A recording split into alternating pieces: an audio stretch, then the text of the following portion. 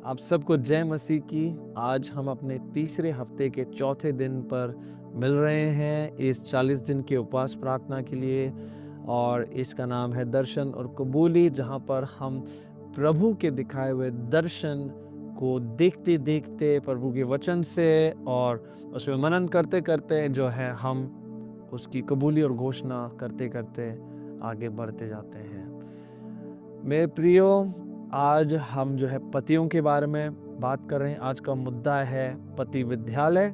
और अगर आप कल रात में हमारे साथ में जुड़े थे तो मैं ये कहना चाहता हूँ कि कल पत्नी विद्यालय में बहुत अद्भुत समय हमने बिताया, बहुत अद्भुत बातें हुई हैं और परमेश्वर का अद्भुत काम हुआ है, बहुत सारी गवाहियाँ आई हैं। और मैं ये मानता हूँ कि आज शाम भी जब आप और मैं एक साथ में मिलेंगे, सारे बंदे, सारे मर्द जिनको होता है बहुत सारा दर्द, तो हम एक साथ में परमेश्वर की महिमा करेंगे और अच्छी तरह से जानेंगे कि परमेश्वर ने अपने पति विद्यालय में हमारे लिए क्या रखा है। मेरे प्रियो, अगर आप एक छोटी बालिका हैं या फिर आप अपने बीच की उम्र में हैं या बहुत बाद में भी सीनियर उम्र में हैं, तभी भी आपको पत्नी विद्यालय में हमेशा टिके रहना पड़ेगा और सीखते रहना पड़ेगा। उसी तरह से आदमियों को भी, पुरुषों को भी बचपन से लेकर के मरते दम तक इस पति विद्यालय में रहना है। इसीलिए हमने इस प्रोग्राम को डिज़ाइन किया है। और ये जो मैं आपसे आज बांट रहा हूँ, एक बहुत ही छोटा सा ट्रेलर है। इसका एक बहुत बड़ा प्रोग्राम है जिसको हम पति विद्यालय कहते हैं, और उसमें हम बहुत सारी चीज़ें और रिकवरी और अलग अलग ट्रॉमा से हील होना और अपने जो इश्यूज़ हैं उसके बारे में डिस्कस करते करते परमेश्वर के वचन से चीज़ों को सीखते हैं। तो मेरे प्रिय भाइयों, पतियों, आप सबसे मैं ये कहना चाहता हूँ कि परमेश्वर आपसे बहुत बहुत ज़्यादा प्रेम करते हैं। आमीन। परमेश्वर आपसे इतना प्रेम करते हैं कि उन्होंने अपने इकलौते पुत्र को, जो हमारा आदर्श पति है, हमारा आदर्श मर्द है, मर्दों का मर्द और आदमियों का आदमी, राजाओं का राजा, प्रभुओं का प्रभु, प्रभु यीशु मसीह आपके लिए और मेरे लिए इस दुनिया में आया। उसने हमें दिखाया सही तरह का प्रेम क्या होता है और बलिदान क्या होता है, और अपनी दुल्हन के लिए, जो उसके लायक नहीं थी, उस दुल्हन के लिए मरकर कैसे उसने अपनी जान दी, उसने हमें दिखाया है। और इस दर्शन को देखते देखते हम अपने जीवन को संवारेंगे। प्रियो, मैं जानता हूँ कि ये काफ़ी मुश्किल काम है और बिना पवित्र आत्मा के और बिना प्रभु की सहायता से आप और मैं अच्छे पति नहीं हो पाएंगे, आप और मैं अच्छे आदर्श मर्द नहीं रह पाएंगे। आइए कुछ बातों पर मनन करते हैं, परमेश्वर के वचन में से इन गुणों को देखते हैं। सबसे पहला गुण है बलिदानी प्रेम। भाइयों, अगर प्रेम में बलिदान नहीं है तो वो प्रेम नहीं है। प्रेम वो नहीं है कि आप किसी को पसंद करते हैं और वो आपके पसंद के और लायकी के हिसाब से उसके दायरे में बैठती हैं, इसलिए आप उनसे प्रेम करते हैं। नहीं, प्रेम का मतलब है कि आदमी को तभी भी प्रेम करना है जब उसका मन बिल्कुल नहीं लगे, जब उसके पास 100 कारण है नफरत करने के, तभी भी वो प्रेम करता है। इसी को बलिदानी प्रेम कहते हैं। यीशु मसीह ने आपसे और मेरे से बलिदानी प्रेम किया। मर्दों, आपको मुझे जानना है, एफिसियों 5 और 22 में लिखा है कि हे पतियों, अपनी पत्नियों के साथ में इतना प्रेम करो और उनको ऐसा प्रेम करो जैसे प्रभु यीशु मसीह ने अपनी कलीसिया से करी, और कलीसिया के छुटकारे के लिए, कलीसिया के उद्धार के लिए उसने अपने आप को बलि चढ़ा दिया। मेरे प्रिय भाइयों, हमको कई बार अपनी ज़िंदगी में बलि चढ़ना पड़ेगा, बलि बन करके अपने परिवार के लिए, अपनी पत्नियों के लिए। कई बार ऐसे हादसे आएंगे और फिर भी हमें उसको स्वॉलो करना है, उसको हमें गले से उतारना है, क्योंकि परमेश्वर का वचन कहता है, परमेश्वर आपको और मुझे अनुग्रह देता है। बलिदानी प्रेम का जो विलोम है, जो उसका विरोधी शब्द है, वो है कायरता, या फिर उसका हम ये भी कह सकते हैं लस्ट, जिसको इंग्लिश में कहते हैं, और हवस। क्योंकि मेरे मर्द भाइयों, बचपन से लेकर आपने इस हाइपर सेक्सुअलाइज्ड दुनिया ने हमें ऐसे चित्र दिखाए हैं। हमारी आँखों को शैतान जो है करप्ट करना चाहता है। आपकी आँखों को शैतान ऐसे चित्र देना चाहता है बचपन से लेकर के। आपने बचपन में देखा है, कई लोग, बच्चे, लड़के जो है बचपन से पॉर्न और एडिक्शन में गिर जाते हैं, फंस जाते हैं, और फिर कई लोग बुढ़ापे तक इसमें फंसे रहते हैं। मैं हमेशा कहता हूँ कि अगर कोई यंग बच्चा, कोई यंग लड़का अगर अपनी जवानी में इन सब हवसों पर अगर जय पा सकता है और अपना सेल्फ कंट्रोल डेवलप कर सकता है, तो फिर वो बहुत आगे तरक्की कर पाएगा। मेरे प्रियो, परमेश्वर आपकी आंखें चाहता है, आपकी आंखें नहीं, आपका दर्शन चाहता है, क्योंकि आपके दर्शन से आप अपने परिवार को सही रीति से देख पाएंगे, अपनी पत्नी को सही रीति से देख पाएंगे, बच्चों का भविष्य, आगे आप बिजनेस और इन चीज़ों को सही दिशा में देख पाएंगे। एक मर्द जो पूरी तरह से उसके काम चल रहे हैं, हाथ चल रहे हैं और वो काम कर रहा है और आगे दर्शन की ओर बढ़ रहा है, वो मर्द हमेशा सफल रहेगा।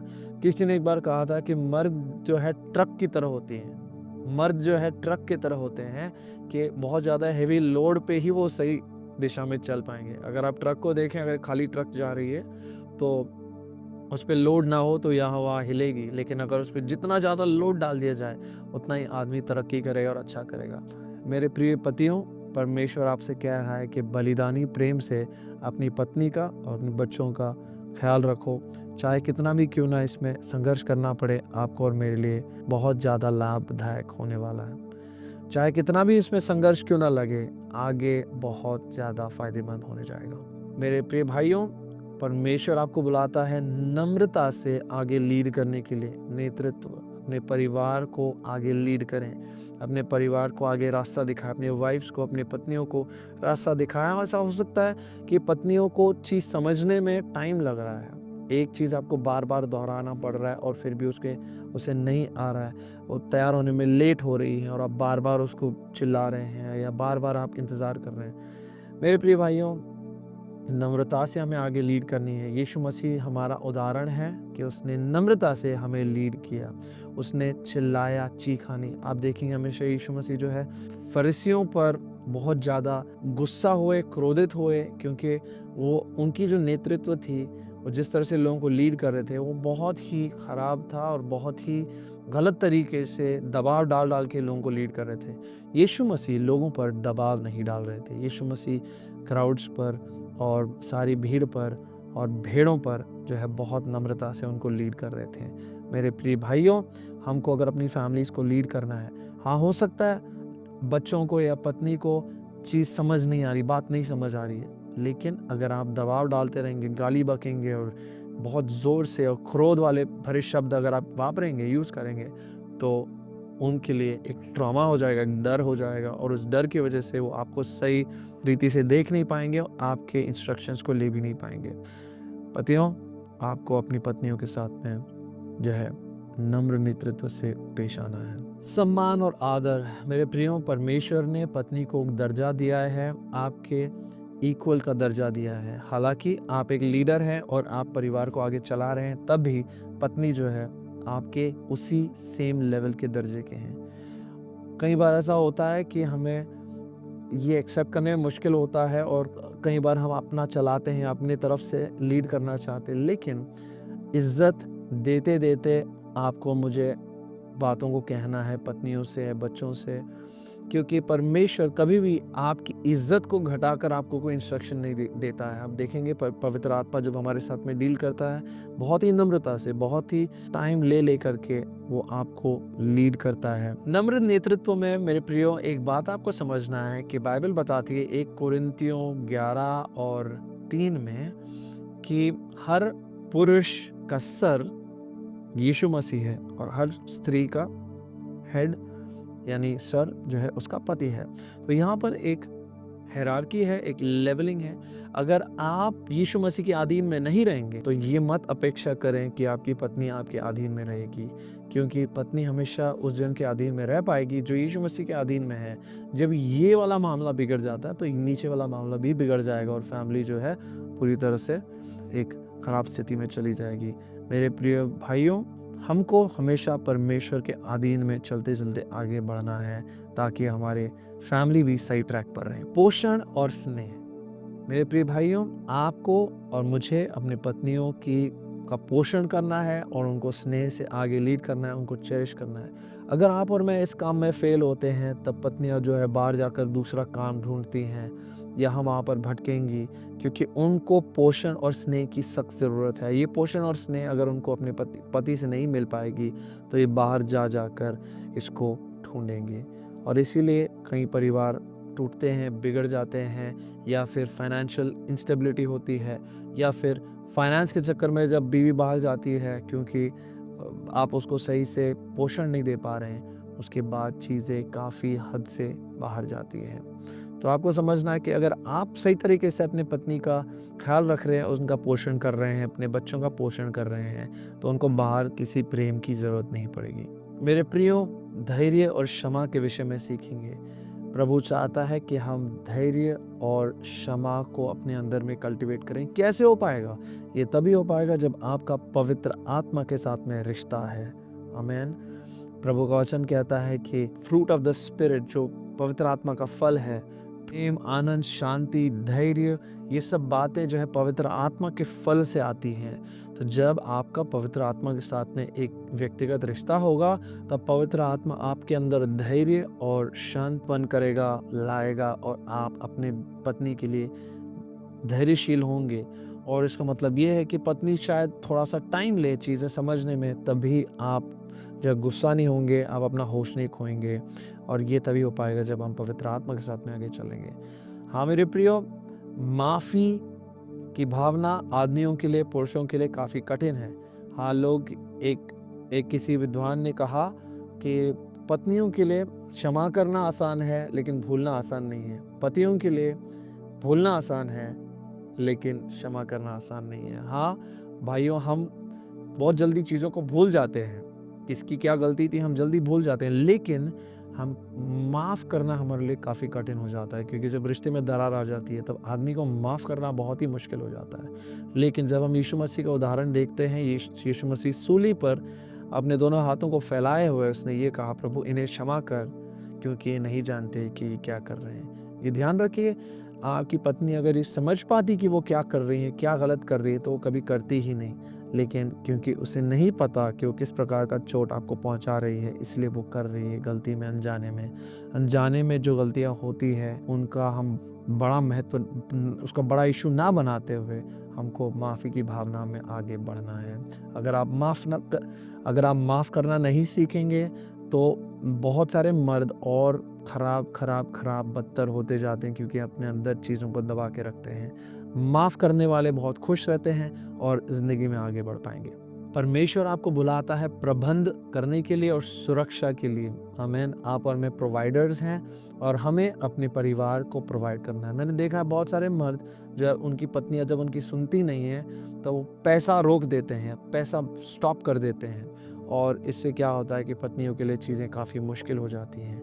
हाँ मेरे प्रियो, आपकी पत्नी अगर कमारी भी हो, तभी भी उसके हाथ में कम से कम कुछ पैसे रखना बहुत अच्छा होता है। एक बड़े जूइश रबी ने एक बार कहा था, अगर पति ब्लेस होना चाहता है तो अपने पत्नी के हाथ में हमेशा कुछ ना कुछ रखा करें, क्योंकि प्रभु ने आपको उस काम के लिए बनाया है, आप उस लिए यूज़फुल हैं। जब आप और मैं अपने परिवारों के लिए प्रबंध करते हैं, इससे फ़र्क नहीं पड़ता कि आपकी वाइफ आपसे कैसे डील कर रही है, लेकिन आप जब अपनी तरफ से देते हैं, तब परमेश्वर का वचन कहता है आप बहुत ज़्यादा आशीष पाएंगे। और साथ ही साथ आपको और मुझे प्रोटेक्शन के लिए प्रभु ने बनाया है, मतलब हम अपने परिवार की सुरक्षा करते हैं। शुरुआत से आदमी बाहर जाता था, शिकार करके घर पे खाना ले आता था और टेबल पर अपने फैमिली को खिलाता था। ये शुरुआत से लेकर आज तक, आज भी कई ट्राइब्स में ऐसा ही होता है। और उसी तरह से हमें जो है बाहर जाकर अपनी फैमिली को प्रोटेक्ट करना है, बाहर की फोर्सेस से, बाहर की लोगों से उन पर निगरानी रखनी है, उनकी प्रोटेक्शन करनी है। और हाँ, हो सकता है कई बार उन प्रोटेक्शन में हम लाल बत्ती जलाते हैं, उनको वार्न करते हैं, उनको हम कहते हैं कि कहीं पर पाबंदियाँ लगाते हैं, लेकिन अगर वो सुने या ना सुने, आपको ये जानना है, हमें फिर भी प्रेम से रहना है, क्योंकि जल्दी वो लौट कर आपके पास आएंगे। आपकी पत्नी, आपके बच्चे कहीं पर अगर गलती भी करेंगे तो जल्दी से लौटकर आपके पास आएंगे, क्योंकि आप उनसे प्रेम करते हैं और उन्हें वो बात पता है। मेरे प्रिय भाइयों, जीवन के वचन, आपको और मुझे जीवन के वचन बोलने को सीखना आना चाहिए। इसीलिए हम इस उपवास प्रार्थना में टाइम बिता रहे हैं, ताकि हम नेगेटिव मेडिटेशन ना करें लेकिन पॉजिटिव मेडिटेशन, अच्छे शब्द हम बोलें, क्योंकि जो शब्द आप डिक्लेयर करेंगे आपको, आपकी फैमिली वैसे ही बनेगी। मेरे प्रियो, कई मर्द जो है गुस्से में आकर, हम सबसे गलती होती है कि गुस्से में आकर हम कहीं कुछ चीज़ें ऐसे बोल देते हैं जो बाद में आकर हमारी दुनिया को पूरी तरह से ख़राब करती हैं। शैतान मेरे प्रियो इंतज़ार में रहता है कि आप अपने मुँह से एक गलत शब्द बोल दें, एक गलत वचन बोल दें। बहुत लोग इस गलती को कर बैठते हैं, जीवन के बदले मृत्यु बोल देते हैं, मौत बोल देते हैं और उनके परिवार पर श्राप आ जाता है। नीति वचन 18 और 21 में लिखा है कि लाइफ एंड डेथ, जीवन और मृत्यु आपके ज़ुबान पर है। अब आपके ऊपर आप क्या बोलेंगे और क्या डिक्लेयर करेंगे, क्या घोषणा करेंगे। क्या आप मृत्यु की घोषणा करेंगे या फिर आप जीवन की घोषणा करेंगे। मेरे प्रिय भाइयों, प्रार्थना और मध्यस्थता एक असली आदमी को बनाता है। एक आदमी, एक मर्द जिसको अपने परिवार को चलाना आना चाहिए, अगर वो प्रार्थना नहीं कर रहा है तो वो अपने परिवार को आगे बहुत ज़्यादा दूर तक नहीं चला पाएगा, क्योंकि शैतान इंतज़ार में है कैसे आपको वो नीचे दिखा दे। अगर आपको अटैक नहीं कर सकता है तो पत्नी के थ्रू आपको अटैक करेगा, जैसे उसने हवा के थ्रू आदम के परिवार को बर्बाद कर दिया। सुनिए ध्यान से, आप और मैं प्रार्थना करने वाले लोग बने। बाहर जाते, अंदर आते, गाड़ी में बैठते, बस में सवारी करते, ऑफिस में जाते जाते प्रभु के गीत सुने, प्रभु की आवाज़ को सुने, प्रभु की वाणी को सुने और इसी चीज़ की प्रार्थना करते रहें। अन्य भाषाओं में प्रार्थना करते रहें, आत्मा में प्रार्थना करते रहें, मेडिटेट, सही चीज़ पर मेडिटेट करते रहें। आदमी लोग कई बार वर्स्ट केस सिनेरियो पर मेडिटेट करते हैं, क्या बुरा हो सकता है, सबसे बुरी बात पर आप ज़्यादा मनन करते हैं। ऐसा ना हो मेरे प्रियो, हमें सही शब्द और प्रार्थना का उपयोग करते हुए अपनी फैमिली को बनानी है। आपकी दुनिया आपके मुंह में है, आपका चमत्कार आपके मुंह में है। आप उस मुंह को कैसे इस्तेमाल करते हैं, इससे तय होता है आपका चमत्कार कैसे होगा। व्यक्तिगत आत्मिक विकास, मेरे प्रियो, अगर कोई भाई, अगर कोई मर्द अपने खुद के आत्मा पर और आत्मिक उन्नति पर काम कर रहा है तो वो बहुत आगे बढ़ रहा है। मेरी हमेशा प्रयास है कि पिछले साल से ज़्यादा मैं अपनी आत्मिक उन्नति में बढ़ूं और अगले साल में और ज़्यादा इस साल से बढ़ूं, प्रभु के साथ संगति में, अपनी आदतों में, अपने डिसिप्लिन्स में, अपने दुआ और बाइबल पढ़ने में, अलग अलग प्रभु के दासों को सुनकर जितनी जितनी हम बातें सीख सकते हैं। मेरे प्रिय भाइयों, हमें उन सब बातों में टाइम को बिताना है। अगर एक आदमी अपने फ्री टाइम में टीवी ना चलाते हुए लेकिन अपने आत्मिक उन्नति पर ज़्यादा काम कर रहा है तो उसकी पत्नी देख रही है, उसके बच्चे देख रहे हैं। जब आप दुआ करते हैं, जब आप बाहर जाते हैं, अंदर आते हैं, आपका पूरा परिवार आपको देख रहा है और लोग आपके तरह बनना चाहेंगे। इसलिए हमें मेरे प्रियो आत्मिक उन्नति पर ध्यान देना है, क्योंकि उससे हम अपनी आत्मिक ग्रोथ में बढ़ते रहेंगे और परमेश्वर हमें बहुत आशीष देगा। प्रभु हम सबकी मदद करें और ध्यान रखें, हमने इस हस्बैंड स्कूल यानी कि पति विद्यालय को एक कोर्स के रूप में बना के रखा है जागो में, कि सारे मर्द, सारे भाई आकर अपने दर्द को शेयर कर पाएँ, अपने स्ट्रगल्स को शेयर कर पाएँ और हम एक दूसरे का आदर करें। मर्दों की दुनिया में आदर एक बहुत बड़ी चीज़ है और हम आपका आदर करते हैं। और आने वाले दिनों में प्रभु आप सबको बहुत बहुत आशीष दे। हमें बहुत खुशी है कि आप हमारे साथ में जुड़े हैं। आज शाम को मैं आपको देखना चाहता हूँ 9:30 बजे, जब हम दुआ में साथ में रहेंगे, प्रभु के मेज में प्रभु भोज साथ में करेंगे और आपकी फैमिली, और हो सकता है आप एक यंग जवान, नौजवान लड़के हो, लेकिन प्रभु आपको आज ही से तैयार करना चाहता है, अभी से तैयार करना चाहता है कि आप शादी के लिए रेडी हो जाएं और परिवार की जिम्मेदारी को आगे बढ़ाने के लिए रेडी हो जाएं। प्रभु आप सबको आशीष दे। God bless you.